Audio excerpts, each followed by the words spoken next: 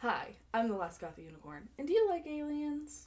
I know I'm a big fan of aliens, if you can tell by my earrings. I also have this little guy with me. Um, I'm a big fan of, anything that is paranormal, supernatural, something that seems to exist outside our known realm of science. Anything like that that can be scientifically explained, I'm obsessed with. So, aliens, the most easiest thing to explain with the thoughts of science, absolutely adore. The issue I have started to find with saying that you like aliens in the modern era is a little show called Ancient Aliens. And you may be saying, you talk about books, why are you talking about Ancient Aliens, the TV show? We'll get there because there is a man in Ancient Aliens named Eric Von Daniken, or he was. He recently passed away. May the devil keep his soul. Um, because I read his book, Chariot of the Gods, and I really wanted to talk about it. um, I just needed to talk a little bit about this book because there's a lot going on in it that makes it very hard for me in a modern stage to talk about my love of aliens without feeling like I'm one of these freaks. So, this book, this specific copy, is from 1973. You can still buy copies of this book at Barnes& and Noble, by the way. Um, but as you can see, I have a couple tabs in it. Just a few, not a whole lot.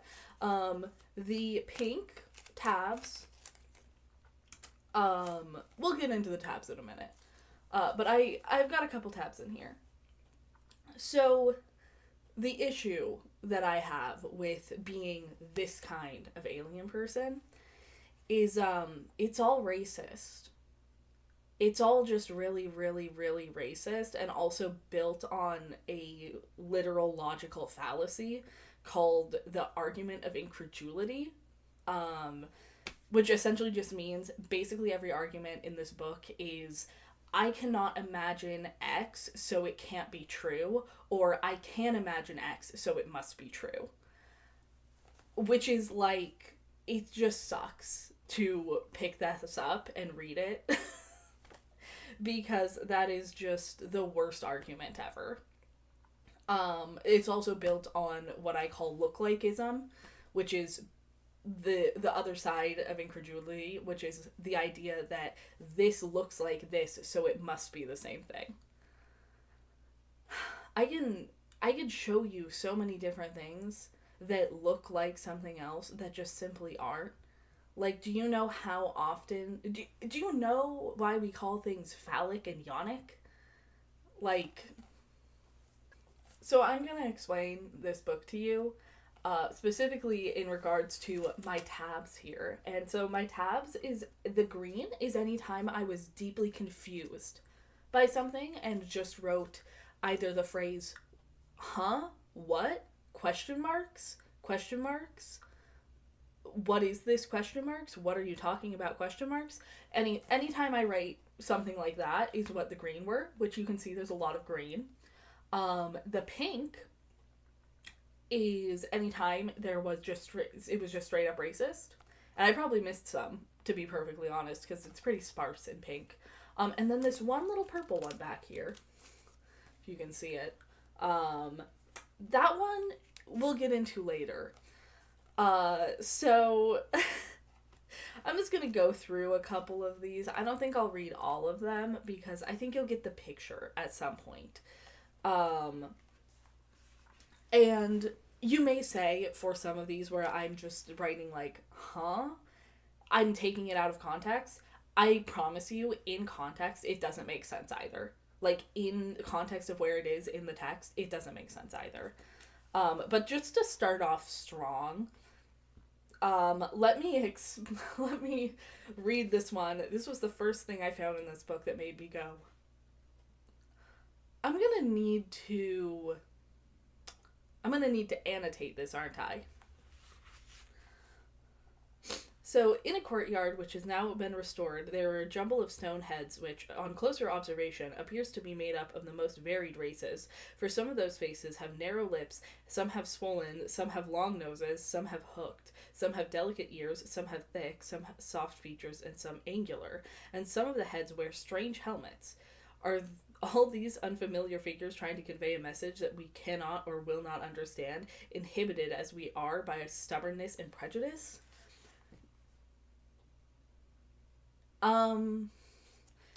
That one just always really sticks out to me because he is talking about, I believe, yes, he is talking about Tiwanaku, and, like, carvings that are there of, like, different faces. And the idea that people from Tiwanaku only looked one way is so baffling to me, like, as a person, just in general. Like, that really bothers me that he can't fathom the idea that a group of people would have varied facial features. Like, I'm sorry, does every single person from Germany look the same? Does every single person from, like, I don't know, Uruguay look the same? I'm really baffled by this. I'm really confused by this, and the fact that it finishes with him saying, inhibited as we are by stubbornness and prejudice. Yes, you're not understanding that people look different. You're not understanding that most groups of people have a varied range of how they look, despite the fact that they live in a similar area. They have a varied appearance to them because travel and trade and, like, genetic diversity has existed since the Neolithic period. So, here we go. Here's another good one. He has some buzzwords in here. The conclusions to be drawn from the previous presence on Earth of unknown visitors from the universe are purely speculative. We can imagine that gods appeared who collected the semi-savage peoples in the region of Sumer around them and transmitted some of their knowledge to them. The figurines and statues that stare at us today from glass cases of museums show a racial mixture. The Google eyes, domed foreheads, narrow lips, and generally long, straight noses. A picture that is very difficult to fit into the schematic system of thought and its concept of primitive peoples. And that one is about the Sumerians, because that's something that the ancient alien theorists love to talk about, is the Sumerians. Or the Sumerians? I'm probably going to say a lot of things wrong, but know that I am trying my best and doing the most I can. So the Sumerians are something that is, like, basically if you are... if you are aware of ancient alien theorists, they talk about it a lot because they're like, oh, it was this ancient primitive people. I need to explain to you right here and right now, ancient peoples didn't have, like, smaller brains than we did. They had, like, similar brains, I'm pretty sure. Like, I'm not 100% on this. I'm like 99% on this, though. I'm pretty sure that humans, Homo sapiens, when they became that, have had, like, really similar brains for a long time. It is just the concepts of, like, industrialization have made it so that we don't consider ancient peoples as, like, as intelligent. It was also a big Victorian thing that every group of people that came before them had to be stupider than them, which is why we have, like, the concept that people in the Dark Ages, like, solely couldn't read and write, even though that's not necessarily true. It's a lot more complicated than that. Anyway, I don't necessarily think that any ancient people are, like, stupider than us. They probably just have different systems that they used that to the modern era. Anyway,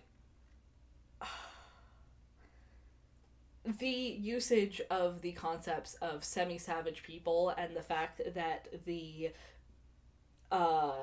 gods had the domed forehead, narrow lips, and strong, straight noses, which are typically features used in depictions of white Nordic people, is not lost on me, and it will never be lost on me.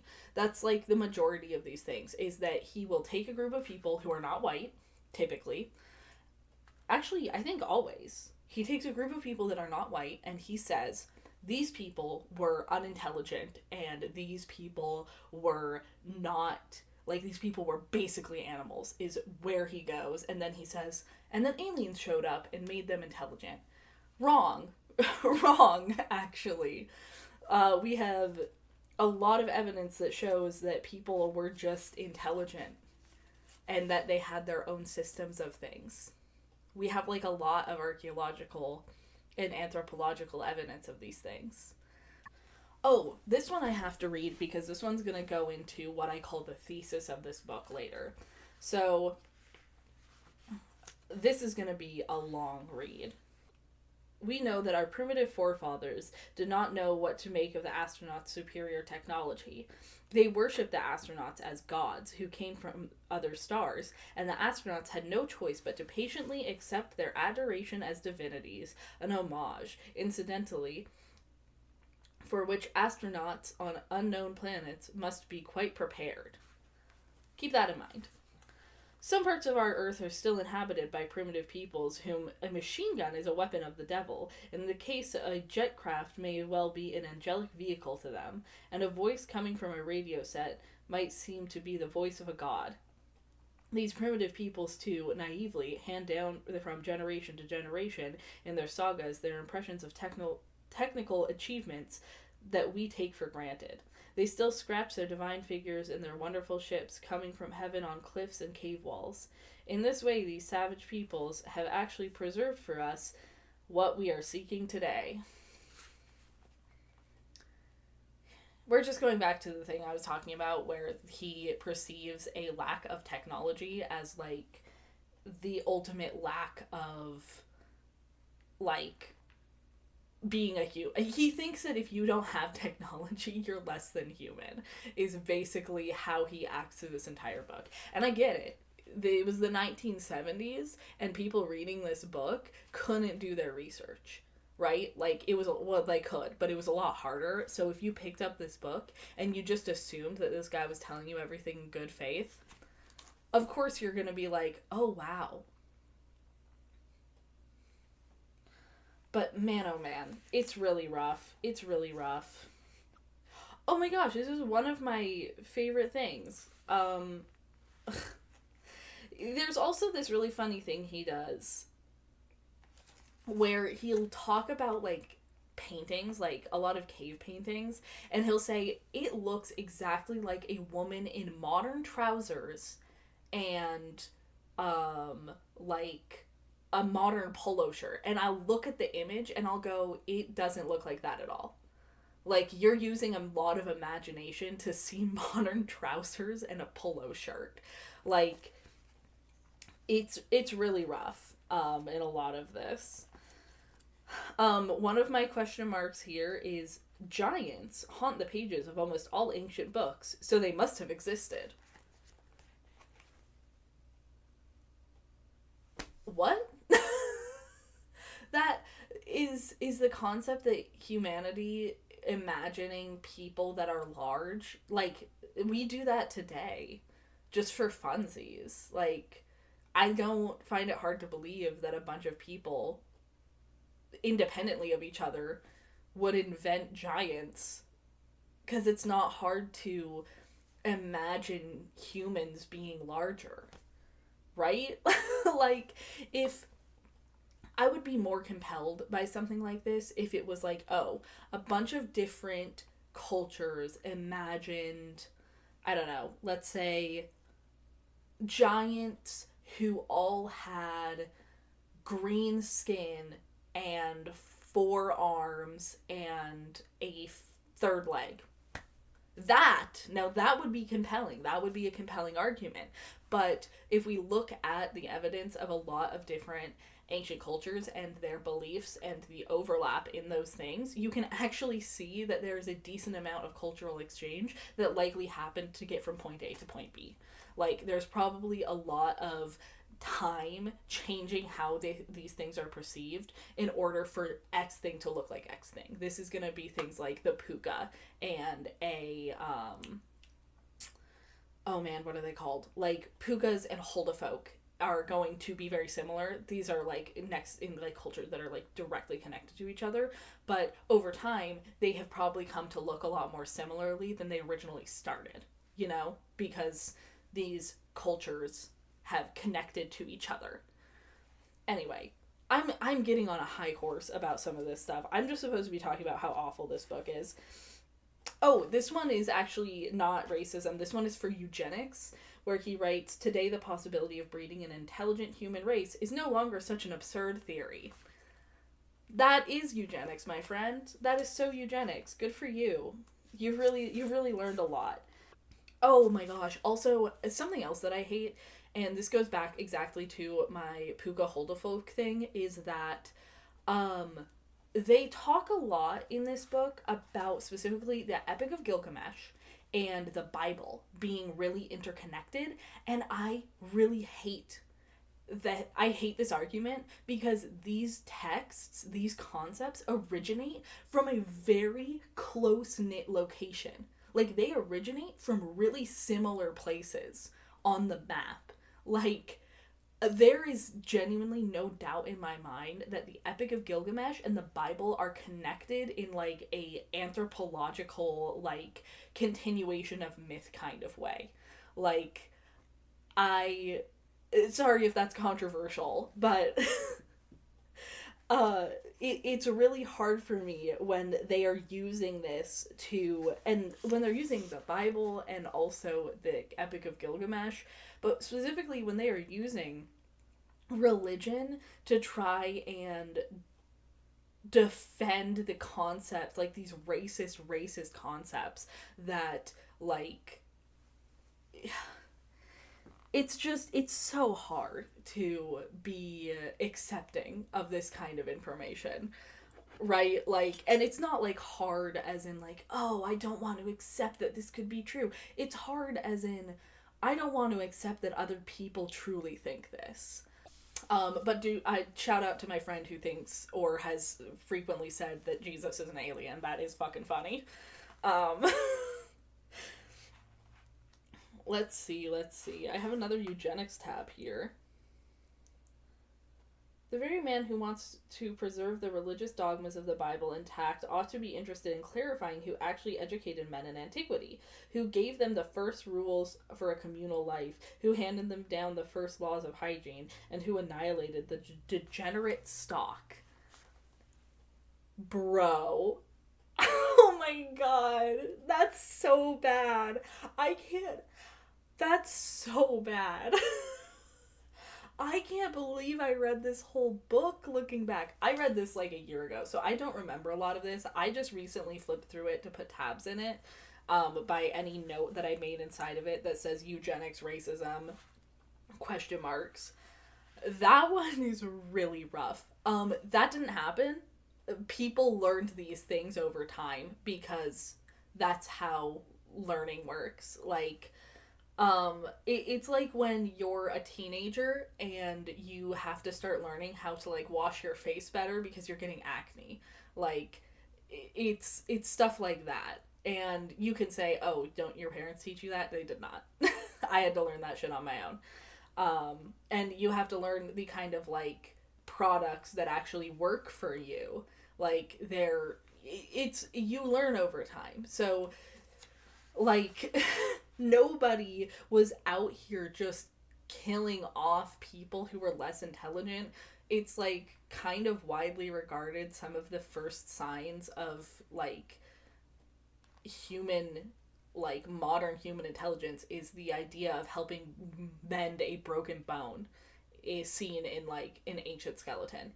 And we also can see over time in places like Egypt, where a lot of their very old history has been preserved due to just the conditions of the environment, or like bog bodies too. Like we can see that there was intelligence there. Like they have like clothing that we could wear in a modern era. They have weaving. They have like buildings. They have cultures. They have like special burials even. Like we have these concepts, and these things show intelligence. They show thought, and they show care. There was no alien group that came down to Earth and just made everyone intelligent. Like we were already there. It was just time. It just took time. Anyway, moving on from the eugenics. Oh, another eugenics. Oh, for some mysterious reason, the gods were interested in passing their intelligence. They took care of the creatures they bred. They wanted to protect them from corruption and preserve them from evil. They wanted to ensure their community developed constructively. They wiped out the freaks and saw to it that the remainder received the basic requirements for a society capable of development.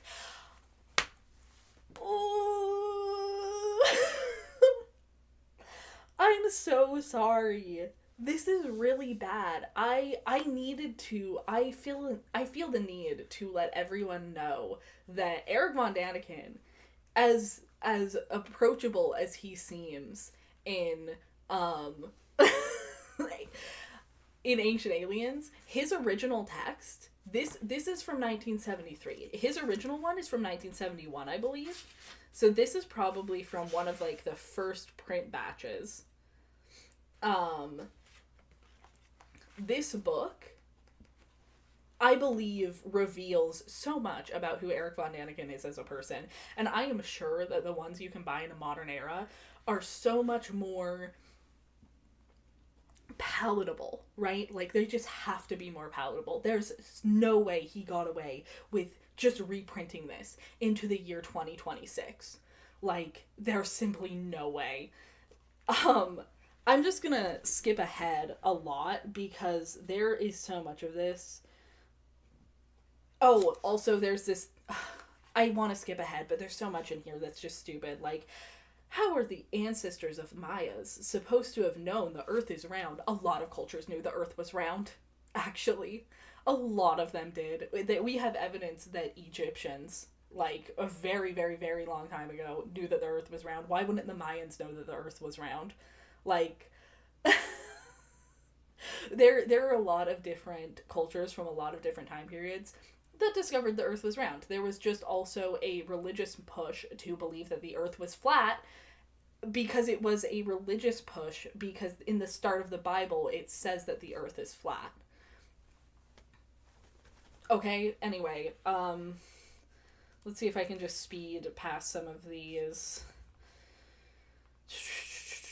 Okay, this one's got to be rough. Okay, a helicopter lands in an African bush for the first time. None of the natives have ever seen a machine. The helicopter lands in a clearing with a sinister clatter. Pilots in battle dress with crash helmets and machine guns jump out. The man in his loincloth, he did not say the word man, stands stupefied and uncomprehending in the presence of the thing that has come down from heaven with the unknown gods who came out of it. After a time, the helicopter takes off again and disappears into the sky. So that one is a lot longer, and he repeatedly calls this man from Africa by a very, very unflattering term. Not... I don't want to even say not a slur, because it's kind of a slur, frankly. Yeah, he just says some really awful shit about someone from Africa.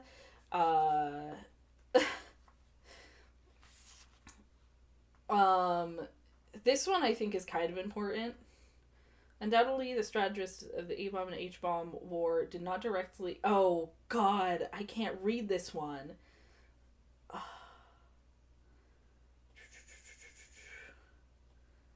Let's see. The The radioactive chaos will fall on advanced, most highly developed peoples. Savages and primitive peoples far away from centers of civilization will be left. They will not be able to transmit our culture or even account of it because they have never taken a part in it. Even intelligent men and visionaries who tried to preserve an underground library will not have been able to help the future a great deal. Normal libraries will be destroyed in any case, and the surviving primitive peoples will know nothing of the hidden secret libraries. Whole regions of the globe will become burning deserts because radiation lasting for centuries will not allow any plants to grow. The survivors will presumably be mutated, and after 2,000 years, nothing will be left of the annihilated cities. The unbridled power of nature will eat away through its ruins. Iron and steel will rust and crumble into dust. He uses an example of Zulu villages and the Inuit being people who would survive these events. First off, I do want to say that then referring to them as primitive peoples is absolutely insane because they have really, really cool technologies. I know the Inuit have, they have, spent years just being adapted to the areas they live in.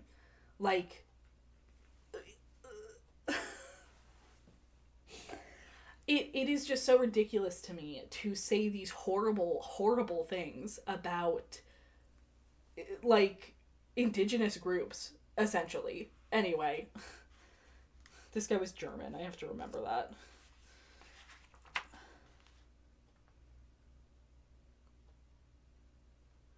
Oh, yeah. Oh, this is another thing. Several hundred thousand workers pushed and pulled blocks weighing 12 tons up a ramp with non-existent ropes and non-existent rollers. They were existent. They probably decayed with time, as you have just discussed. This host of workers lived on non-existent grain. They probably lived on regular grain. They slept in non-existent huts, which the pharaoh had built outside his summer palace. Yeah, do you not know what, work tents are? Have you never heard of this concept? They used to do this all the time when building dams.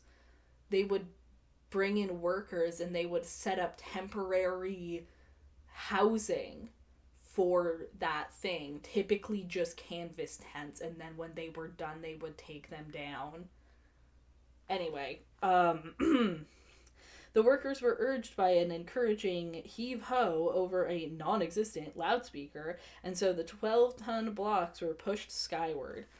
This is one of those really awful arguments against how the pyramids were built, or how it is believed the pyramids were built. I guess we don't have technical confirmation, but if we had the workforce, the amount of people that they had in ancient Egypt to build pyramids, we could get it done.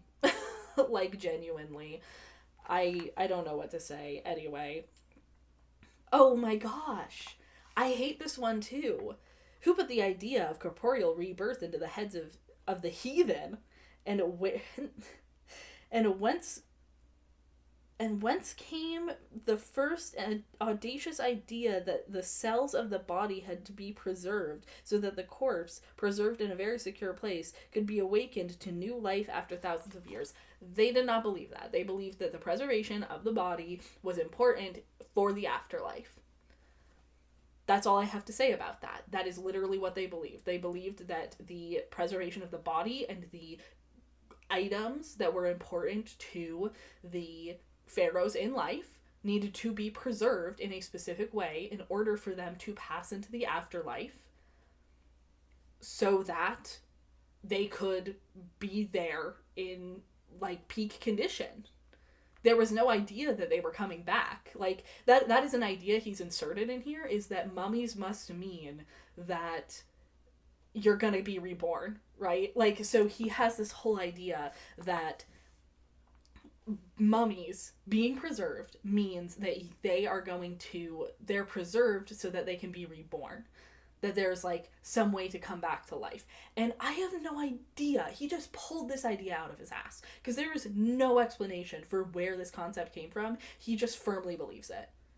He cannot imagine that the ancient Egyptians preserved bodies for religious reasons other than to come back to life. So it must be that they did it so that they can come back to life. It is genuinely infuriating. Anyway, I'm just gonna skip over some of these ones that I'm confused by and just get to what is I call his thesis, right? So all of this racist garbage, all of this stupid bullshit, all comes down to one single paragraph on page 95. So it will be man's ultimate insight to realize that his justification for existence to date and all his struggles to advance really consisted in learning from the past in order to make himself ready for contact with existences in space. Once that happens, the shrewdest, most die-hard individualist must see that the whole human task consists in colonizing the universe, and that man's whole spiritual duty lies in perpetuating all his effort and practical experience. Then the promise of the gods that peace will come on earth and that the way to heaven is open can come true. This is his thesis. He wants people to colonize space. He believes that colonization is good. He wants people to colonize space. He thinks that it is humanity's ultimate goal. And that is the thing in this book that made me go, oh, yeah, this all tracks, actually. I don't even know how to get into this because I have spent so long talking about this stupid book, talking about Chariot of the Gods, right? And you're hearing me talk about this and you're saying this is a book from 1973. This is like no big deal, right? Well, my friends, I would like to introduce you to another book that I read called The Extraterrestrial Species Almanac. This one I'm not going to go as hard on because I think that this is a really interesting passion project. The person who wrote it basically contacted a bunch of people who have had supposed alien experiences and collected the different aliens they have had encounters with, right? Now, I'm saying this because I don't want anyone to get this wrong and perhaps think that I am being unkind. But I need to talk specifically about this book because I'm not accusing the author. I'm not accusing any of the people that he contacted to get this information. I'm not accusing anyone involved in the creation of this book of being racist, but there is a lot of racist ideology that is inherently linked into the concept of aliens now. It is something that is genuinely very upsetting to me, that I find distressing in a lot of ways, and I'm just going to go over some examples from this book of some physical descriptions, okay? And I promise you that I am not just picking and choosing. I just went through about the first third of this book and collected some interesting descriptions. So Altarians are indistinguishable from Earth humans. They are taller. Men are 6 to 9 feet. Women are 5'9" to 7 feet. Altarians are a beautiful race. Men have toned, muscular bodies, and women are voluptuous. Although most are light-skinned, some Altarian skin tones range from blue, green, tan, and brown to a variety of other hues. From breeding with other human races, the skin tone spectrum is a natural occurrence within star nations. Altarians also study colors in suns and stars and planetary systems to understand how the frequency of light denotes different skin pigmentations. Cosmic Agenda, Altarians are members of the Galactic Alignment, which, if any time I mention the Galactarian Alignment, they are a good group of people, and the Melchizedek Starseed System is also another, like, positive group of people, right? So keep in mind when I go through these, if they say that they are part of the Galactarian Alignment or the Melchizedek Starseed Program, those are good things. I don't want to get into starseeds right now, but I'll get into it after I'm done. Next, we have the Antarians. Antarians are indistinguishable from Earth humans, though they are a bit taller. Women are 6 feet to 7'5", and men are 7 to 9 feet. Their skin tone ranges from white to olive, brown, or a unique copper color. They are a fit race and quite attractive. They are part of the Galactarian alignment and participate in the Melchizedek Starseed program. The Anunnaki, which, if you know anything, Anunnaki is another really big one. The Anunnaki are giants compared to man today. With olive complexions and dark eyes, the men wear their hair long in soft waves with long beards curled in rows, coiffed to perfection. Women have long wavy hair and dress similarly to Grecian goddesses. They possess superhuman strength and have powerful presences. The Anunnaki believe in self-service. They have been convicted of breaking many cosmic laws, including creating a slave race on Earth through genetic manipulation. The Apunians? Apunians are an attractive Nordic-looking race and are basically indistinguishable from Earth humans, except they are taller. Females are 6'5" to 9 feet. Males are 6'9" to 12 feet. Let's see. They are masters of transforming negative energy. They embrace complete service to the citizens of all worlds and consider them brothers and sisters to all. They spread the message of brotherly love.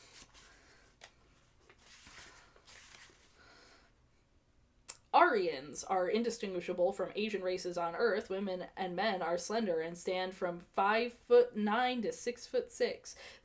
Their faces are oval-shaped with attractive features, framed by lustrous black hair. Their eyes are usually brown or black. Their skin tones range from gold to yellow to tan. Their lifespans are over 4,000 years. There is another Asian race called the Ni from planet Paul in a neighboring system that is part of their crew. The only difference in appearances is they have small bud-shaped noses.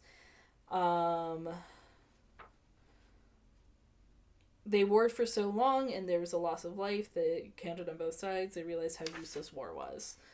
One may think they are the very breath of God when in their presence. Setians are indistinguishable from Earth humans. Women range 5 to 7 feet. Men are 6 to 8 feet. Their race resembles Spanish, Italian, and American Indian heritages on Earth. Skin colors range from olive to brown to tan and reddish brown. Most of the Setian population are darker brown haired. Although they are a fit race, some bodies are stockier than others. They have the same range of eye colors on Earth, but most common on their world is royal blue. The galactic, they are part of the Galactarian alignment, and they wish to share all they have learned with younger worlds.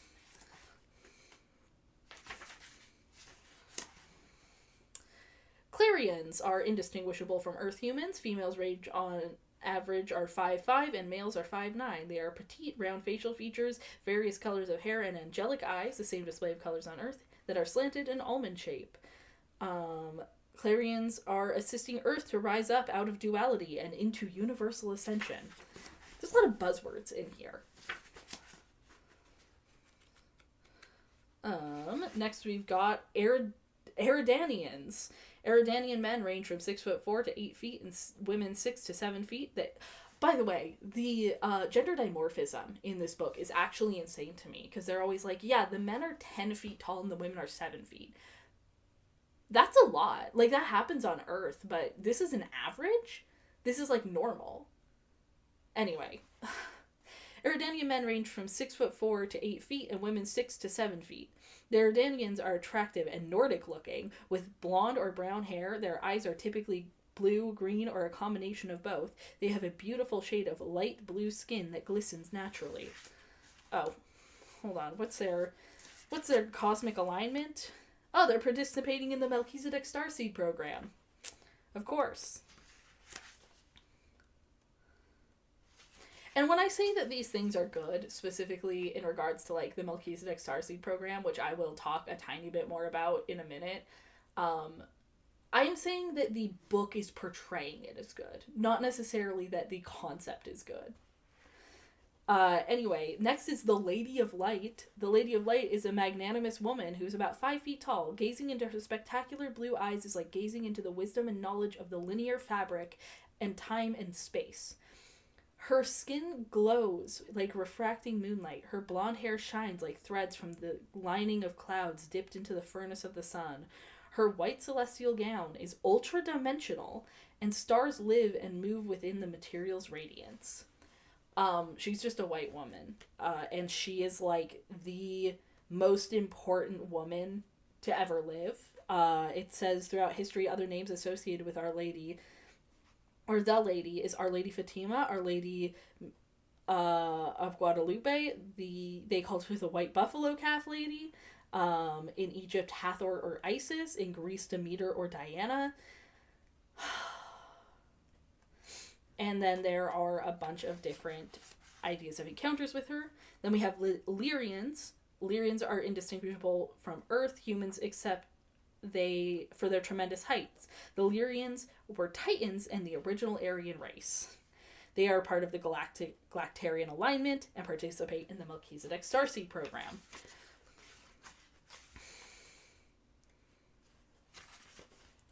Pleiadians are indistinguishable from Earth humans, although they are a bit taller. They appear Nordic, and the females are 5'9" to 6'5", while males are 6'5" to 8 feet, which is a huge gender dimorphism difference. Anyway, women are perfectly proportioned and beyond beautiful. Most men look like the gods of old. They are muscular and chiseled, but there is no pretense about their looks.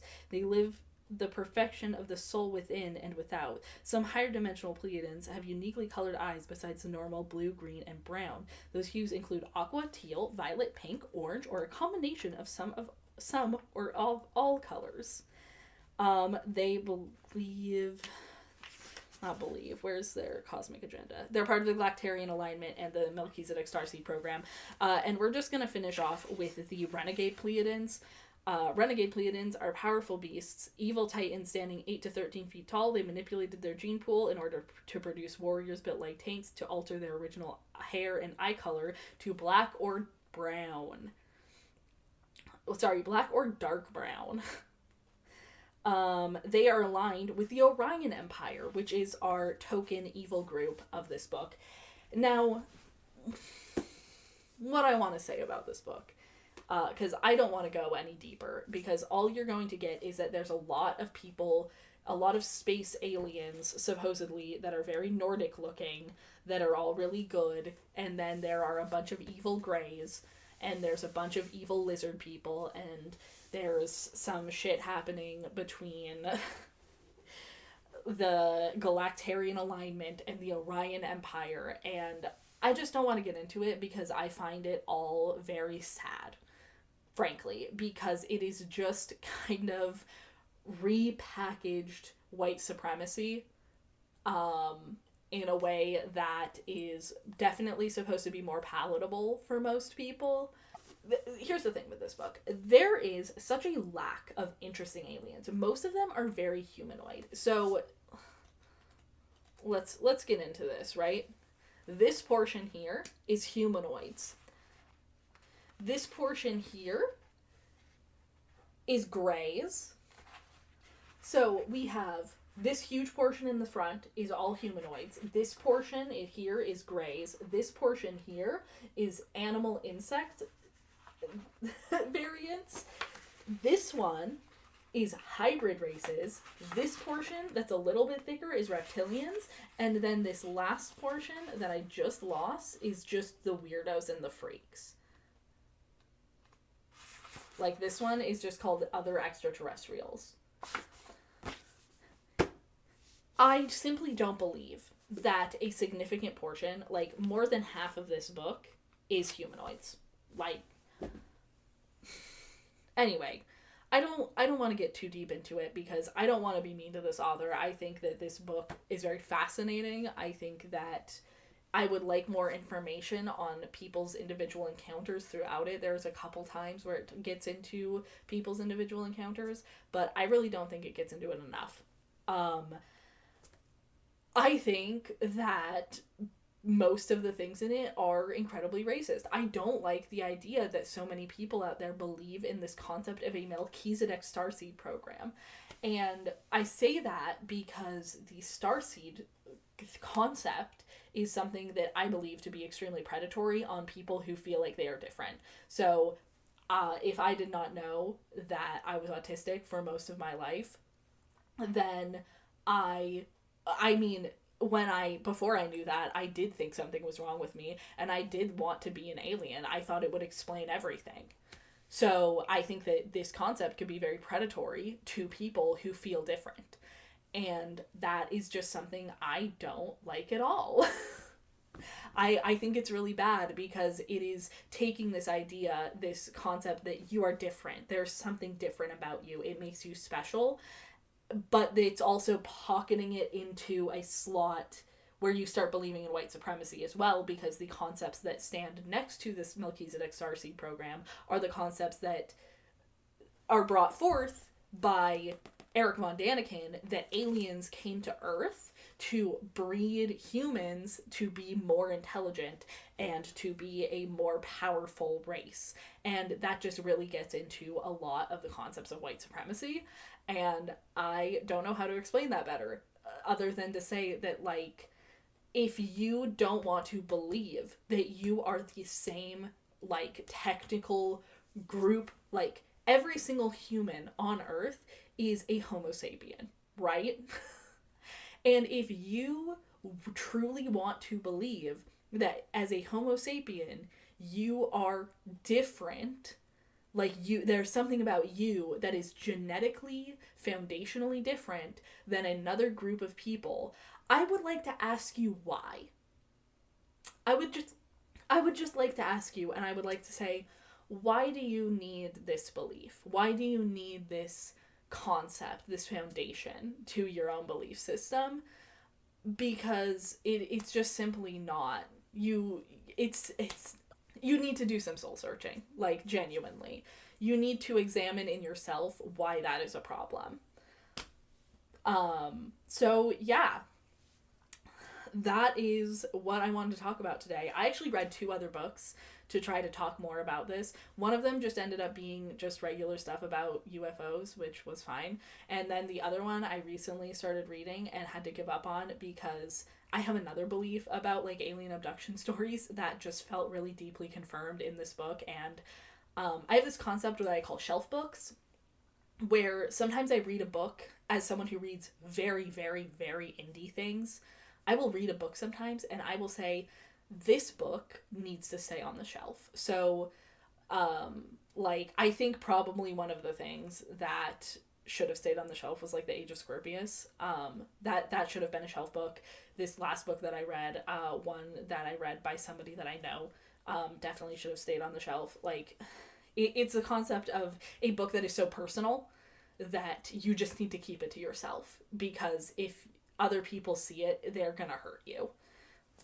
Anyway, that is what I wanted to talk about today. I just find this new concept of aliens very disappointing as a former alien enjoyer, and I read Chariot of the Gods fully in its entirety, and it made me feel very sad because I loved Ancient Aliens as a child. I used to watch it all the time, and as I got older and I obviously started analyzing it more, I was like, oh, these concepts are really bad. And it's just really disappointing to learn that someone who was so directly involved in the show is such a shitty person. Yeah, that is all I have for you today. This was exasperating.